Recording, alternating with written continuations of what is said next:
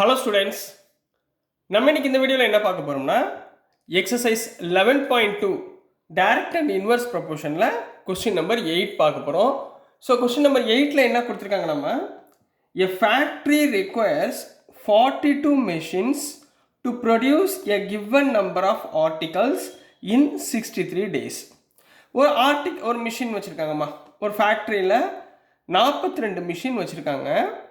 To produced கொஞ்சம் number of articles, சரி ஒரு 100 ஃபார் எக்ஸாம்பிள் 100ன்னு வச்சுக்கோங்க, சரிங்களா, ஒரு 100 நம்பர் ஆஃப் ஆர்டிகல்ஸை அவங்க தயாரிக்கிறதுக்கு இந்த 42 மிஷின்ஸை வச்சுக்கிட்டு அவங்க ஹவு மெனி டேஸ் 63 டேஸில் அந்த ஒர்க்கை என்ன பண்ணுறாங்கன்னா கம்ப்ளீட் பண்ணுறாங்க, ரைட்டுங்களா. How many machines would be required to produce the same number of articles in 54 days. So அவங்க இப்போ என்ன சொல்ல வராங்கன்னா, எவ்வளோ மிஷின்ஸ் தேவைப்படும், சரிங்களா, அதே 100 நம்பர் ஆஃப் ஆர்டிகல், 100ன்றது நானாக சொல்கிறது, சரிங்களா, ஃபார் எக்ஸாம்பிளுக்கு அந்த same number of article produce பண்ணுறதுக்கு. பட் இங்கே என்ன இருக்குன்னா 54 டேஸ்க்குள்ளே வேலையை முடிக்கணும், சரிங்களா. அப்போது எத்தனை மிஷின் உங்களுக்கு தேவைப்படும்? அப்போ இங்கே பாருங்களேன், இங்கே டேஸ் வந்து 63 டேஸ், இங்கே 54 டேஸ். டேஸ் ஒரு இடத்துல இருந்து குறையுது, டிக்ரீஸ் ஆகுது. அப்போ மிஷின்ஸ் 42ன்னு இருக்கிறது என்ன ஆகும், இன்க்ரீஸ் ஆகும். அப்போ ஒரு வேளை இன்க்ரீஸ் ஆகிறதும் இன்னொரு வேலை டிக்ரீஸ் ஆகணுமா இருந்தால் நம்ம என்ன யூஸ் பண்ண போகிறோம், இன்வர்ஸ் ப்ரொபோர்ஷன் யூஸ் பண்ண போகிறோம். புரிஞ்சுங்களா கண்ணா? ஸோ நம்ம கொஸ்டின் வச்சு தான் நம்ம இன்வர்ஸ் ப்ரொபோர்ஷனாக டைரக்ட் ப்ரொபோர்ஷனாக கண்டுபிடிக்குமா. ஸோ கொஸ்டினை வந்து நல்லா ரீட் பண்ணி ஸ்டேட்மெண்ட்டை முதல்ல அண்டர்ஸ்டாண்ட் பண்ணிக்கோங்க, ஈஸியாக புரியும், ரைட்டுங்களா. ஸோ இப்போ வாங்க சொல்யூஷனுக்குள்ளே போயிடலாம். ஸோ சொல்யூஷன் போட்டுக்கோங்க எக்ஸாமில், சரிங்களா. முதல்ல நம்ம என்ன கண்டுபிடிக்க போகிறோமோ அதை எக்ஸ்ன்னு எடுத்துக்கோங்க. ஹவு மெனி மிஷின்ஸ், ரைட்டுங்களா. அப்போ நான் என்ன கண்டுபிடிக்க போகிறேன், எவ்வளோ மிஷின் தேவைப்படுது அப்படின்றத ஃபைண்ட் பண்ண போகிறோம். அப்போ என்ன எழுதுவீங்க, let the machines needed, let the machines needed. எவ்வளோ மிஷின் நீட் நம்மளுக்கு தெரியுமா, தெரியாது. அதை நம்ம என்ன எடுத்துக்கிறோம், எக்ஸ்ன்னு எடுத்துக்கோங்க, ரைட்டுங்களா. இப்போ அவங்க கொடுத்துருக்க டேட்டாவை நம்ம என்ன பண்ண போகிறோம், ஒரு டேப்லர் காலமாக போட போகிறோம். அப்போ கிவன் ரெண்டு விஷயம் கொடுத்துருக்காங்க, ஒன்று மிஷின், இன்னொன்று டேஸ், ரைட்டுங்களா. அப்போ மேலே உள்ளதில் முதல்ல மிஷின் எழுதுங்க, மிஷின்ஸ், இன்னொன்று டேஸ், ரைட்டுங்களா.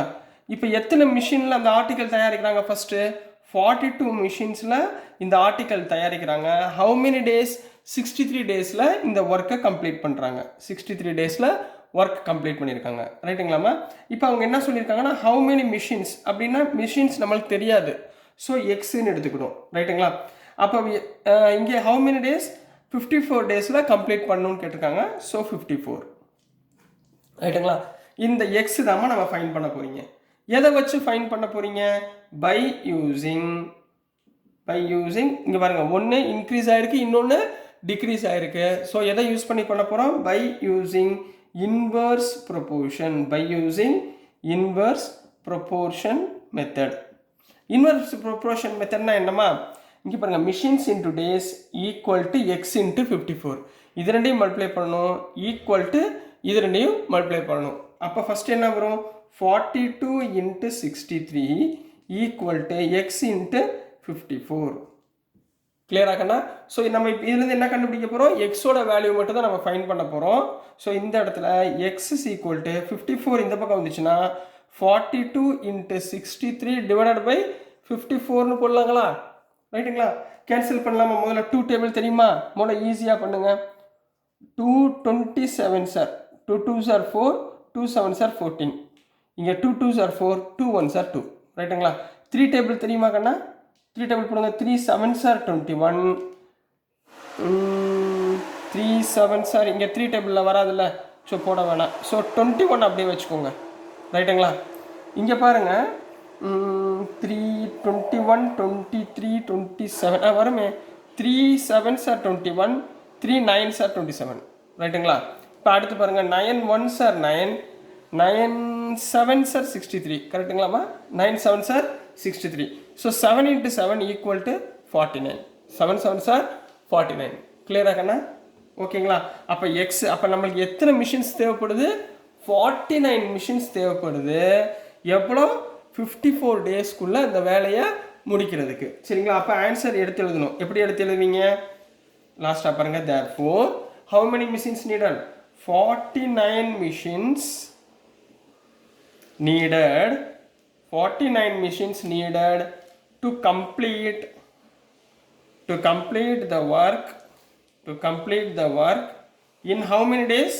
In 54 days. இந்த மாதிரி எடுத்து எழுதுனீங்கன்னா full mark அப்படியே கொடுத்துருவாங்க. So this is the answer for question number 8 Kanna. next நம்ம question number 9 பார்க்கலாம். So next question number 9 பார்க்க போறோம். So question number 9ல என்ன கொடுத்திருக்காங்கன்னா a car takes 2 hours to reach a destination by traveling at the speed of 60 km per hour. Car வந்து drive பண்ணி போய்கிட்டு இருக்காங்க. ஒரு குறிப்பிட்ட இடத்துக்கு போய் சேர்றதுக்கு அவங்க எவ்வளோ கிலோமீட்டர் ஸ்பீடில் போகிறாங்க? 60 கிலோமீட்டர் ஸ்பீடில் போனால் 2 ஹவர்ஸில் அந்த இடத்துல போய் இப்போ ஸ்கூல்லேருந்து வீட்டுக்கு போகிறாங்கன்னு வச்சுக்கோங்கம்மா. 60 கிலோமீட்டர் ஸ்பீடுக்கு போனீங்கன்னா 2 ஹவர்ஸில் நீங்கள் எங்கே போயிடுவீங்க? வீட்டுக்கு போய் சேர்ந்துருவீங்க. கொஸ்டின் என்ன கேட்டிருக்காங்கன்னா how long will it take when the car travels at the speed of 80 km per hour? இப்போ ஸ்பீடு இங்கே 60 இருந்தது, நம்ம என்னவாங்க சேஞ்ச் பண்ணிட்டோம் 80 கிலோமீட்டர் ஸ்பீடு. அப்போ கொஞ்சம் ஸ்பீடு அதிகமாகிடுச்சுன்னா இப்போ நீங்கள் 2 ஹவர்ஸில் வீட்டுக்கு போகிறவங்க நீங்கள் என்ன பண்ணுவீங்க? அதை விட கம்மியான மணி நேரத்துலேயே நீங்கள் என்ன பண்ணிடுவீங்க? வீட்டுக்கு போய் சேர்ந்துருவீங்க. அப்போ இந்த இடத்துல ஸ்பீடு இன்க்ரீஸ் ஆகிறப்ப டைம் என்ன ஆகுது? குறையுது. அப்போ ஒரு விஷயம் இன்க்ரீஸ் ஆகுது, இன்னொரு விஷயம் குறையுது அப்படின்னு வந்துச்சுன்னா நம்ம என்ன யூஸ் பண்ணுவோம்? எந்த ஃபார்முலா யூஸ் பண்ணுவோம்? பை யூஸிங் இன்வெர்ஸ் ப்ரொபோர்ஷனில் இந்த சம்மை நம்ம போட போகிறோம். சரிங்களா? முதல்ல சம்மை அண்டர்ஸ்டாண்ட் பண்ணிக்கோங்க, புரியுதுங்களா? ஸோ இப்போது எதை கண்டுபிடிக்க போகிறீங்களோ அதை வந்து எக்ஸ்ன்னு எடுத்துக்கோங்க. ரைட்டுங்களா கண்ணா? ஸோ எடுத்துக்கோங்க சொல்யூஷன். எதை கண்டுபிடிக்க போகிறீங்க? How long will it take. அப்போ டைம். ரைட்டுங்களா? டைம் வந்து எதில் கொடுத்துருக்காங்க? ஹவர்ஸில் கொடுத்துருக்காங்களா? ஸோ எப்படி எழுதுவீங்க? லெட் நம்பர் ஆஃப் ஹவர்ஸ் எவ்வளோ தெரியுமா? நம்மளுக்கு தெரியாது. ஸோ அதை எக்ஸ்ன்னு எடுத்துக்கோங்க. இப்போ கொடுத்துருக்காது கிவனை ஒரு டேட்டா டைப்பில் எழுதுங்க. கிவனில் 2 விஷயம் இருக்குது. ஒன்று ஸ்பீடு, இன்னொன்று டைம். அப்போ ஸ்பீடு எழுதுங்க. ஸ்பீடு எவ்வளோ கிலோமீட்டர் ஸ்பீடு? 60 கிலோமீட்டர் ஸ்பீடில் போகிறாங்க. ரைட்டுங்களா? டைம் எவ்வளோ மணி நேரத்தில் போகிறாங்க? 2 ஹவர்ஸில் போகிறாங்க. ரைட்டுங்களா?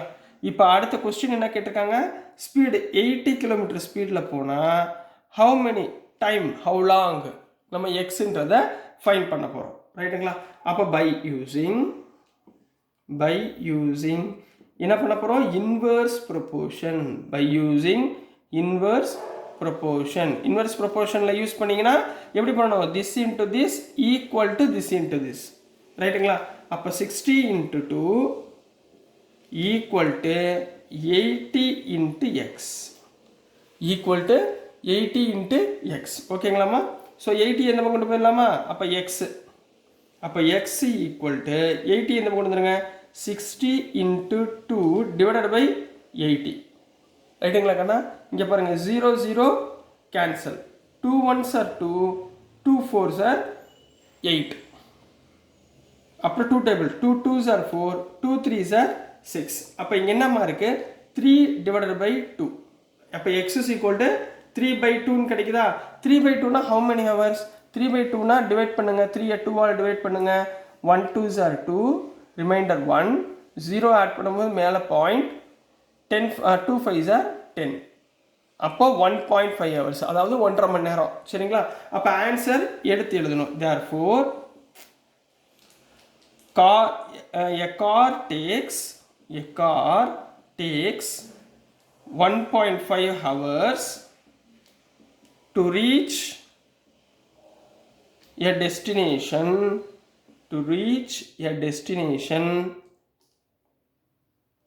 of the speed